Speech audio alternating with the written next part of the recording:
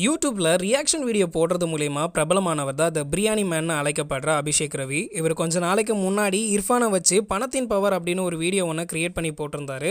இந்த வீடியோவில் இர்ஃபானோட கார் மோதி ஒரு லேடி உயிரிழந்தது. பணத்துக்காக ஆசைப்பட்டு தான் இவர் ஹைஜீனே இல்லாத கடைக்கு போய் ப்ரமோட் பண்ணுறாரு அப்படின்னும் இர்ஃபானோட குழந்தையோட ஜெண்டர் ரிவீல் பண்ணதை பற்றிலாம் பேசியிருந்தாரு.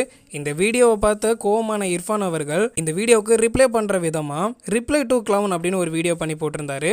அந்த வீடியோவில் ஃபுட் நல்லா இல்லை அப்படின்னு நான் எதுவுமே ப்ரொமோட் பண்ணதே கிடையாது.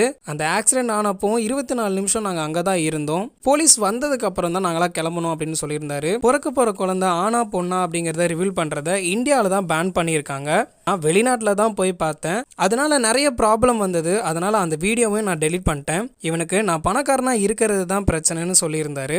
அந்த வீடியோவுக்கு அபிஷேக் ரவியும் ரிப்ளை பண்ணியிருந்தாரு. எப்படி ஆக்சிடென்ட் ஆன 24 நிமிஷத்தில் கிளம்ப முடியும்? அவ்வளோ சீக்கிரத்தில் அந்த பிரச்சனை முடிஞ்சிருச்சா? இதை என்னால் கூட எடிட் பண்ண முடியும்லாம் சொல்லியிருந்தாரு.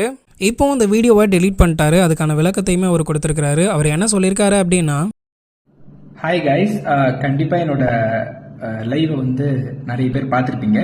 அதோட ஒரு ப்ரீஃபாக தான் நான் இந்த ஸ்டோரிஸை போஸ்ட் பண்ணுறேன். என்னென்னா எல்லாருக்குமே வந்துட்டு ஒரு ஹேட் டாலரன்ஸ் லெவல் ஒன்று இருக்கும்.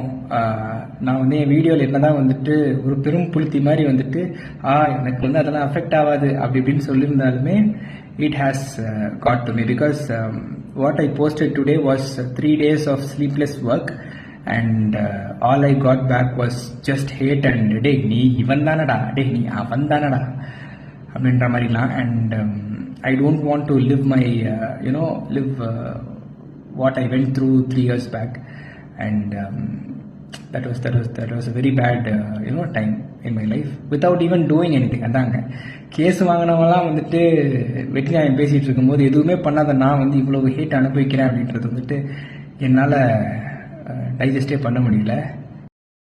அண்ட் கைஸ், இன்னைக்கு ரிலீஸ் பண்ண வீடியோவா if taken it down. It was 3 days of sleepless work. All has gone to waste now. Anyways, நானும் வந்துட்டு ஏதோ ஒரு அம்மா ஏதோ ஒரு வண்டி இடிச்சு எப்படியே அறுத்து போயிட்டாங்கன்னு நானும் சும்மா இருந்திருக்கணும். நோன்னு இல்லையா, எனக்கு தேவைதான். ஸோ இன்னொரு முக்கியமான விஷயம் ஏன் நான் வந்துட்டு அந்த வீடியோ எடுத்துட்டேன் அப்படின்னா, I couldn't handle more hate. என்னதான் வந்து நம்ம ஃபேக்ட்ஸை வந்துட்டு ப்ராப்பராக கொடுத்துருந்தாலுமே, நம்மளோட யாரை கோட் பண்ணுறோமோ அவங்கள வந்துட்டு ப்ராப்பராக வந்து இது பண்ணியிருந்தாலுமே காட்டியிருந்தாலுமே, people if they hate you, they will hate your content.